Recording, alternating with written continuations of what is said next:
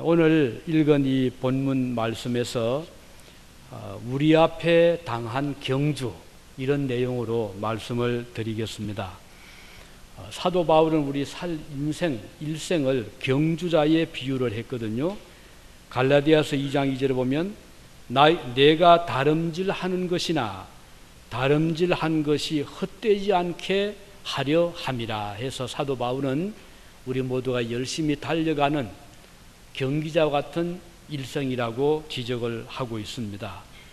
그리고 고린도전서 9장에도 보면 운동장에서 다름질하는 자들이 다 달아날지라도 오직 상 얻는 자는 하나인 줄을 알지 못하느냐. 너희도 얻도록 이와 같이 다름질해라. 우리 모두를 보고 열심히 달려가라, 이렇게 말씀을 하고 있습니다. 이 다름질에 대해서 지난주 말씀드렸죠. 아고네라는 그 헬라 뜻은 경기하는 자가 열심히 좋은 성적 얻기 위해서 달려가는 것도 뜻도 있고, 또 한 가지는 이 삶의 현장에서 열심히 살기 위해서 싸우는 그런 의미가 있다는 것을 말씀을 드렸습니다. 이 세상을 살아가는 사람들이 자기 삶을 개척하기 위해서 처절하게 노력하며 투쟁하고 살아가는 그런 의미로 아곤이라는 단어를 쓰고 있는데, 필로라는 사람은 이 단어에 대해서, 이 글에 대해서 이렇게 설명을 합니다. 이 세상을 살아가는 자들의 생존 경쟁을 의미하는 말이다, 이렇게 해석을 한 바 있습니다. 생존 경쟁, 살아남기 위해서 우리가 경쟁적으로 경기자처럼 달려가는 모습을 설명한 것이죠. 생존을 위한 필사적인 투쟁과 경쟁을 이렇게 비유하고 있는 뜻입니다. 본문에서 히브리서 기자가 우리 앞에 당한 경주라고 할 때 그 뜻은 그리스도인들이 겪어야 하는 삶의 투쟁을 보여주고 있습니다. 그래서 경기 많은 자들은 우승을 목표로 한다면 최선을 다해야 되겠죠. 마치 전쟁에 참가한 군인들이 그 땅을 차지하기 위해서 목숨을 걸고 적진으로 달려가듯이 비장한 각오와 결심으로 우리 모두는 이 일생이라는 하나의 그 전쟁터에서 좋은 결과 얻기 위해서 최선을 다해야 될 것입니다.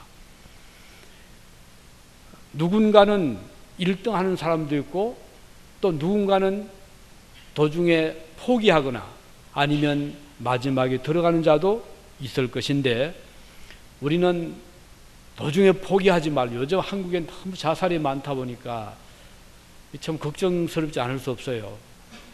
왜 이렇게 도중에 포기를 해야 되는가?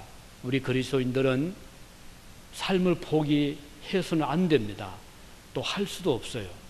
왜냐하면 생명은 내 것이 아니고 내가 쉽게 포기할 수 있는 그 정도의 가치가 없는 존재가 아니기 때문에 우리는 마지막 그 순간까지, 하나님께서 우리를 부르실 때까지 열심히 달려가야 될 것입니다.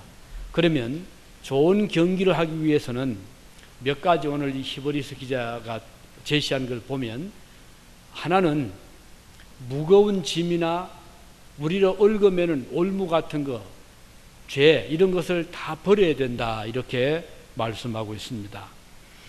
경기자의 발목을 잡는 것은 무거운 짐이잖아요. 우리를 얽어매는 죄의 장애, 이런 것들이 좋은 경기를 못하게 만듭니다. 영문 이 본문을 보면 Let us throw up, 던져버려라. Let us throw up, 뭘요? Everything, 모든 건요? That hinders and the sin, 우리를 발목 잡고 우리를 방해하고 또 우리 얽어매는 그런 짐이나 죄를 다 던져버려라. 그리고 달려가라. 이렇게 말씀하고 있습니다. 아무리 우수한 선수라 하더라도 짐을 지고는 우승할 수가 없잖아요. 무거운 짐은 잘 달려나가게 하지 못하지요. 발목을 잡습니다. 우리 소돔 고모라 성에 살고 있던 롯을 보면 그 당시에 천사들이 와서 이 성이 곧 불바다가 될 것이니 빨리 나가라. 라고 요청을 했습니다. 가족들은 나가고 싶지 않은 겁니다. 자꾸 머뭇거려. 왜냐하면은 너무 정도 들었고 그 성에 좋은 집도 있고 좋아하는 물건도 가득하고 친구들도 이웃들도 많이 있는데 다 두고 간다는 게 영 마음이 내키지 않습니다. 그래서 지금 해가 막 또 오는 그때까지 머뭇거리고 있을 때 천사들이 막 등을 떠밀었잖아요. 빨리 나가자, 빨리 나가라. 이렇게 우리를 발목 잡는 것이 이 세상에 많이 있습니다. 우리가 천국을 향해 바라보고 나가야 되는데 나가지 못하도록 우리가 좋아하는 것들이 이 주변에 많이 있기 때문에 그 무거운 얽어매는 짐들 때문에 우리가 열심히 달려가지 못하는 경우들이 많이 있습니다. 그러나 성경은 열심히 달려가기 위해서는 버릴 것을 과감하게 버려라 이렇게 말씀. 모든 것을 뒤로 하고 달려가라. 결국은 롯의 처는 가는 도중에 발목 잡혔잖아요. 너무 궁금하고 너무 아깝고 떠나기 싫었던 롯의 부인은 가다가 금지한 하나님의 법을 어기고 자기가 살았던 정을 두었던 좋아하는 물건이 가득 찬 뒤에 있는 소돔 고모라 성을 바라보았습니다. 그랬더니 순간적으로 그만 몸이 소금 기둥으로 바뀌고 말았습니다. 요즘에 그 이스라엘 여행 단체로 가면 꼭 들리는 곳 중에 하나가 롯의 처에 소금 기둥 된 것을 들리게 합니다. 그러나 그게 아직까지 남아 있겠습니까? 몇 천이 지났는데 일종의 관광 사업으로 그렇게 할 수가 있었겠지만, 그러나 거기에 가면 특징은요, 소금이 참 많습니다. 사해바다도 소금덩이잖아요.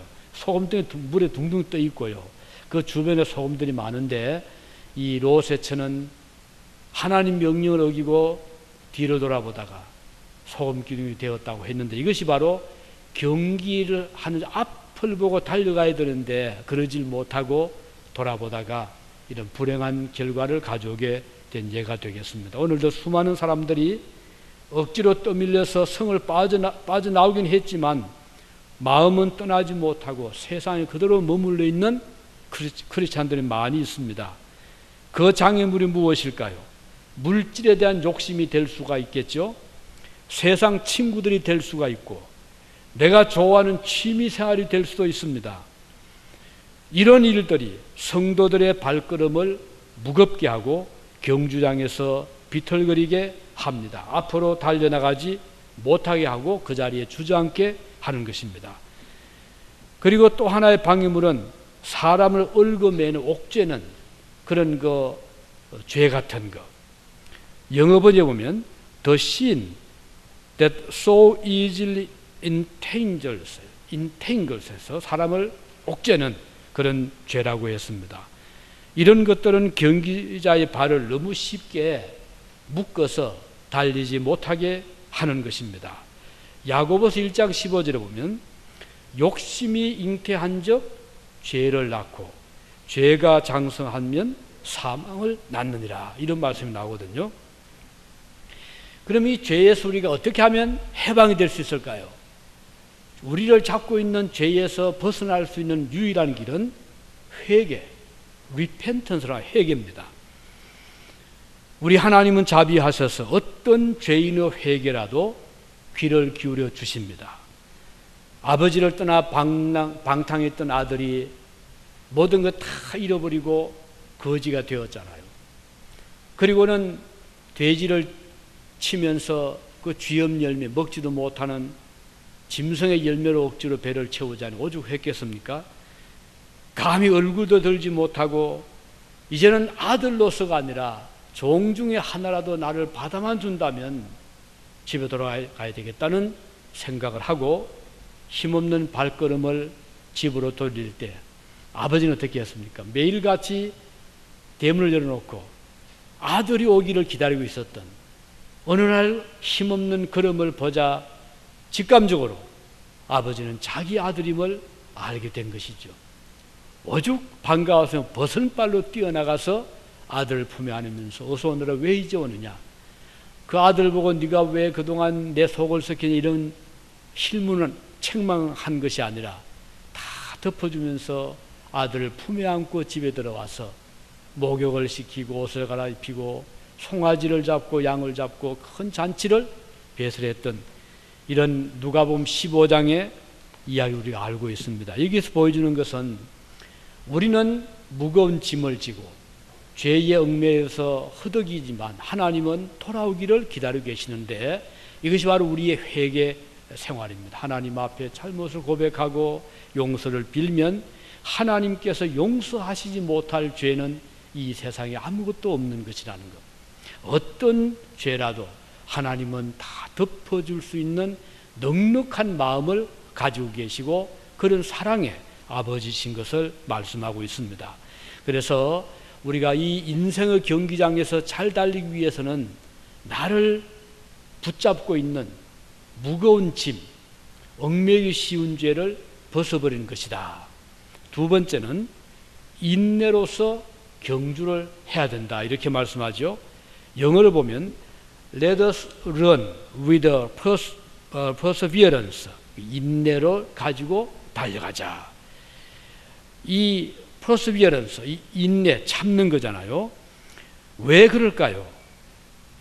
우리가 달려가다 보면 길이 평탄한 곳도 있지만 어디 인생길이 그렇습니까? 얼마나 많은 장애물이 있는데요. 산 넘으면 또 산이 나오고 또 강이 나오고 가시밭길도 있고 좁은 길도 있고 여러 가지 일생을 살면서 이런저런 일을 겪어보지 않은 사람 몇이나 될까요? 그래서 우리에게 필요한 것은 이 참는 것, 인내라는 덕목입니다. 이것은 매우 중요한 것입니다. 그래서 희생을 요구하기도 하고 또 고생이 오더라도 참아야 되는 경우가 많이 있습니다. 성경은 참으라, 인내해라 이렇게 말씀을 많이 합니다. 하나님께서 우리에게 하늘의 복을 주시는데 그저 쉽게 주시질 않습니다. 이 세상에서도 쉽게 얻는 것은 가치가 별로 없잖아요. 어렵게 얻는 것이 가치가 있는 것처럼 우리 하나님께서 우리에게 천국을 주실 때 어려운 과정을 통과하게 하시는 거예요. 마태복음 11장 12절에 보면 세례 요한 때부터 지금까지 천국은 침노를 당하나니 침노하는 자가 천국을 취한다 그런 말씀이 나오거든요.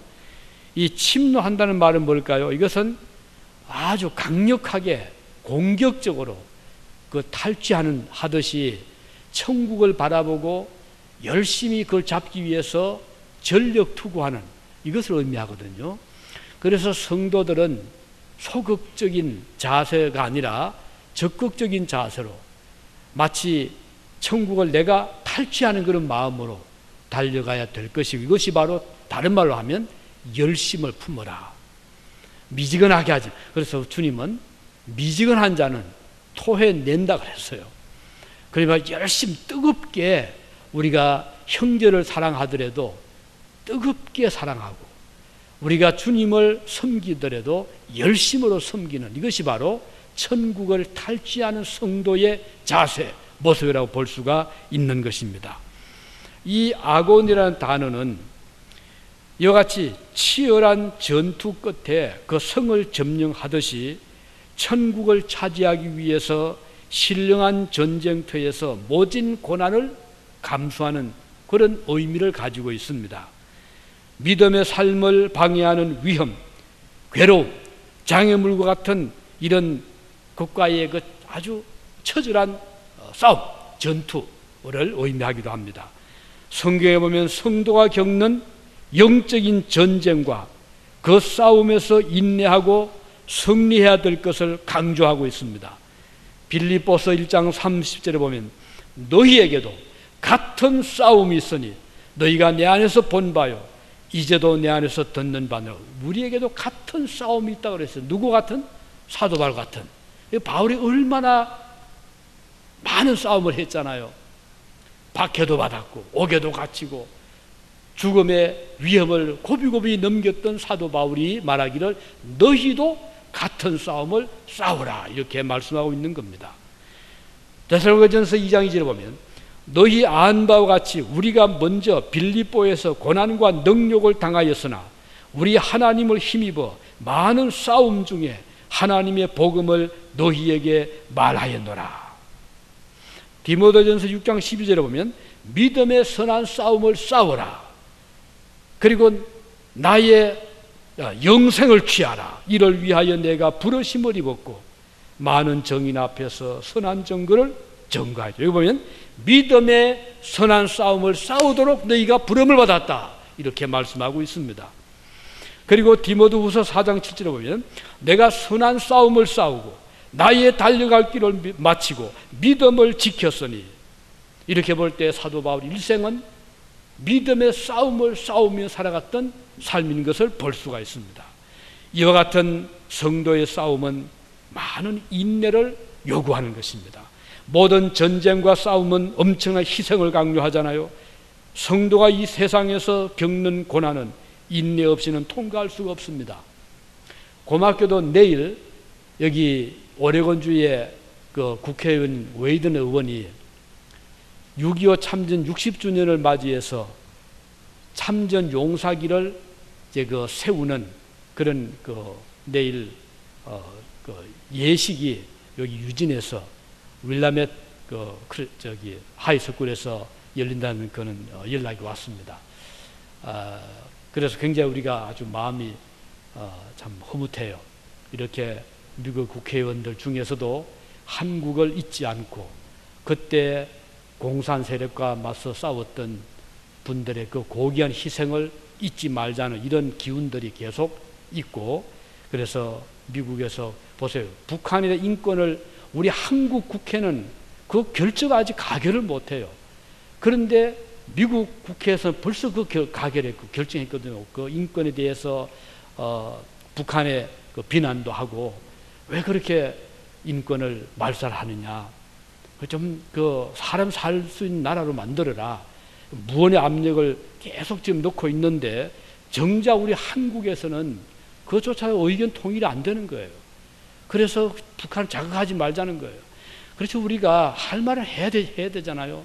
우리의 지금 동족들이 저 휴전선 북쪽에서는 제대로 살아가는 그런 인간을 기본적인 권리를 갖지 못하고 있는데, 우리가 말하지 않으면 나중에 통일이 되었을 때 그분들의 우리가 무슨 얼굴을 가지고 대하겠습니까? 우리가 좀 잘 살고 편안하다고 해서 잊어서 안 되잖아요. 우리 그분을 위해 기도해야 되고, 북한 인권을 우리가 끊임없이 그들에게 요청을 해야 되고, 이렇게 해서 그들이 나중에 통일되어 우리 만났을 때 우리의 손을 붙잡고 참 고마웠다. 우리가 고생할 때 너희들이 얼마나 우리를 위해서 걱정해, 이런 말을 들어야 되지 않겠습니까? 그런데 사실 이것은 누군가 희생이 필요한 거예요. 누가 남의 어려운 이야기를 하려고 하면 쉬운 게 아니잖아요. 좋은 말, 평안한 말은 쉽지만 아픔을 주는, 고통을 주는 그런 말을 하기는 쉽지 않습니다. 하지만 우리 그리스도인들은 사명감을 가지고 바른 말도 해야 되고, 또 아픔에 동참도 해야 되고, 또 우리 자신들 그런 희생도 할 각오를 가져야 되는 것입니다. 이러기 위해서는 우리가 인내하는 생활, 고난도 참아야 되고 아픔도 참아야 되는, 로마서 5장 4절에 보면 인내는 연단을 가져다주고 연단은 소망을 이룬다, 그렇게 말씀했고, 야고보서 1장 4절에 보면 인내를 온전히 이루어라.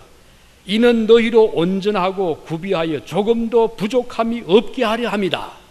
인내를 온전히 이루어라 말씀했고, 야고보서 5장 11절에 보면 보라, 인내하는 자를 우리가 복되다 하나니 너희가 욥의 인내를 들었고 주께서 주신 결말을 보았거니와 주는 가장 자비하시고 긍휼히 여기시는 자신이라. 그래서 욥처럼 고난 중에도 하나님 원망하지 말고 믿음을 굳게 지키고 인내해라, 이렇게 말씀하고 있고, 누가복음 21장 19절에 보면 너희의 인내로 너희 영혼을 얻으리라. 우리가 구원받는 것도 인내로 구원받는다, 이런 뜻이 되겠습니다. 그리고 오늘 본문에서 또 한 가지 마지막으로 말씀해 주시는 것은 이 경기자는 눈을 어디다 두냐 이것입니다. 달려가는 사람이 이 초점을 두어야 되잖아요. 만일에 이쪽 저쪽으로 보다 보면 제대로 달려갈 수도 없고 곁길로 빠질 수도 있고 그런 중에 다른 선수가 다 앞서갈 것입니다. 그래서 오늘 본문에 보면 영어에 보면 Let us fix our eyes on Jesus. 자, 여기 보세요. 우리의 눈을 예수님께 고정을 시켜라. Let us fix our eyes on Jesus. 이렇게 말씀하고 있어요. 우리의 눈동자를 주님께 향해라, 이런 뜻이거든요. 자, 왜 이렇게 우리가 주님을 바라봐야 되는가? 이것은 매우 중요합니다. 목표이기 때문입니다. 우리의 달려가는 목표는 예수 그리스도, 십자가, 위에 계신 하나님께 우리 목표가 있는 겁니다. 그럼 예수는 도대체 누구이기에 그분께 우리의 눈동자를 고정시켜야 하는가? 오늘 본문에 보면 그 예수는 우리의 믿음의 주요, 믿음의 주인이요, 또 온전케 하시는 예수라고 말씀하고 있습니다. 우리가 바라보는 예수님, 우리의 믿음의 주인이시다. 믿음의 주요, 우리를 온전하게, 우리를 퍼펙트하게 하시는 분이다, 이런 뜻이거든요. 믿음의 주라는 이 귀절을 다시 영문으로 보면 그는 the order, 저자, 혹은 여기 다른 뜻으로 보면 창조자, 그런 뜻이 있습니다. The order and perfect of our faith. 우리 신앙을 완전케 하시는 분, 바로 그분이 주님이다, 이런 뜻이거든요. 우리 예수님은 우리 믿음의 저자요, 우리를 완전하게 하시는 분이라는 뜻입니다. 이 order라고 하는 단어를 보면 저자, 작가라는 의미 외에도 창조자, 창시자, 창조주, 이런 뜻이 있습니다. 그리스도는 진실로 우리 믿음의 창조주가 되십니다. 믿음의 근원이시고 우리 믿음을 완성시키시는 분이 예수 그리스도라는 것입니다. 우리가 주님께 눈을 고정시킬 때, 즉 주님만을 바라볼 때 우리의 믿음은 완전하게 되는 것입니다. 그리스도는 우리가 지향해야 될 목표입니다. 우리는 그분을 향해서 달려가는 경주자들이라는 것입니다. 오늘 본문에 보면 저는 그 예수님은 그 앞에 있는 즐거움을 위하여 십자가를 참으사 부끄러움을 개의치 아니하시더니 하나님 보좌 우편에 앉으셨는데, 이렇게 말씀하고 있습니다. 우리가 바라보는 그리스도께서는 십자가를 참으신 분이십니다. 그 십자가는 어떤 그 십자가입니까? 부끄러움의 상징이잖아요. 고난의 대표적인 형태입니다. 하나님이신 그리스도께서 왜 십자가를 참으시고 부끄러움을 개의치 아니하셨습니까? 그 앞에 있는 즐거움을 위해서 그랬어요. 그 앞에 있는 즐거움을 위해서 십자가를 참으사 부끄러움을 개의치 아니하셨다. 그러면 이것은 무엇일까요? 십자가 이후에 오는 영광을 의미하는 것입니다. 부끄러움에 정반대인 하늘의 영광을 위해서 십자가를 참으신 것이라고 말씀하고 있습니다. 그리스도인들은 눈동자를 그분을 향해서 항상 고정을 시켜야 된다는 것입니다. 어떤 분은 그리스도인들의 모습을 해바라기라고 했어요. 해바라기는 항상 태양을 보고 얼굴을 이렇게 맞추고 있잖아요. 아침이 되면 동쪽으로 얼굴을 딱 돌리고 있다가 낮이 되면 가운데로, 저녁이 되면 서쪽으로, 신기할 정도로 해바라기는 태양 따라서 이렇게 얼굴을 움직입니다. 그래서 어떤 분은 그리스도인들은 이 해바라기처럼 주님을 바라는 주바라기가 되어야 된다, 이런 말을 재미있게 하고 있습니다. 모든 화초들은, 또 잎은 오직 한 곳으로 집중합니다. 저희 방에도 화초를 눕히게 두었는데 한 두 달 지나면요, 언제 그렇게 얼굴을 돌리는지 잎도 꽃도 전부 창쪽으로 다 돌리고 있습니다. 그래서 한 번씩 이렇게 돌려줘야 돼요. 그러면 다시 또 반대로 또 돌리니까 그렇게 이제 자라게 되는데, 오늘 이것은 상징적으로 태양, 오이의 태양 되신 그리스도를 바라보는 성도의 삶을 잘 보여줍니다. 그래서 우리는 꽃 한 송이를 보더라도 이 꽃이 태양을 향해서 저렇게 사모하는 마음으로 얼굴을 돌리듯이 우리 그리스도인들은 주님을 향해서 끊임없이 얼굴을 향하고 그분을 바라보고 그분께 기도하는 성도들이 되어야 된다는 것을 여기서 우리가 생각을 하게 되는 것입니다. 성도의 눈동자는 주님을 향하고 있을 때 삶이 더 아주 생생하게 됩니다. 아무리 건강한 화초라도요, 여기 예배당 안에 들여놓으면 얼마 못 가서 시들어지고 맙니다. 왜 그럴까요? 자, 여기에 바깥 비하면 바람도 없고 참 좋을 것 같은데 들어오면 시들어져 곱니다. 그 이유는 태양이 없기 때문에 그런 거예요. 우리 인생에서 마찬가지입니다. 우리의 삶 속에 의의 태양 되신 주님이 계시면 삶이 반짝반짝 빛이 납니다. 용기가 납니다. 그리고 얼굴이 빛이 납니다. 그런데 우리 마음속에 진리의 빛 대신 의의 태양 되신 그리스도께서 떠나시게 되면 그때부터는 삶의 용기도 점점 사라지게 되고 그건 축 늘어지게 되고 왜 사는가 삶의 의미도 없어지고 아무런 사는 즐거움이 없어지게 되는 것입니다. 아무리 좋은 걸 가져도 그게 기쁘지 않습니다. 성공을 해도 얼마 못 갑니다. 예수 그리스도가 우리 마음에 딱 계시면 진리의 빛이 비추게 되면 그때부터 삶이 바뀌어지게 되는 것이에요. 이것은 소유에 넉넉하고 적고 거기에 문제가 아닙니다. 성공 실패했다 움직이는 것이 아닙니다. 근본적인 인생의 의미를 찾게 되기 때문에 그리고 나를 사랑하신 하나님을 알게 되기 때문에 그때부터는 삶이 의미가 있게 되고 즐거움이 있게 되고 희망이 있게 되고 용기가 있게 되는 것입니다. 그래서 이런 자는 인생의 경기에서 반드시 우승하게 되어 있는 거예요. 하나님께서 상급을 예비하고 계시는 겁니다. 우리 주님께서 말씀했죠. 내가 너희를 떠나가지만 집을 마련해두고 다시 와서 너희를 나 있는 곳에 영접하게 하였다. 그 집 어디에? 하늘의 집, 하나님 계시는 집. 그래서 천국에는요 태양빛이 필요할까 필요하지 않을까요? 필요 없습니다. 왜? 태양빛보다 더 밝은 오이의 태양 대신 예수 그리스도께서 주야로 빛을 비추기 때문에 천국에는 태양이 필요 없습니다. 그렇지만 우리는 시들지 않습니다. 우리는 좌절하지 않습니다. 우리는 낙심하지 않게 됩니다. 그분을 통해서 끊임없는 삶의 생명의 힘을 부여받고 살기 때문입니다.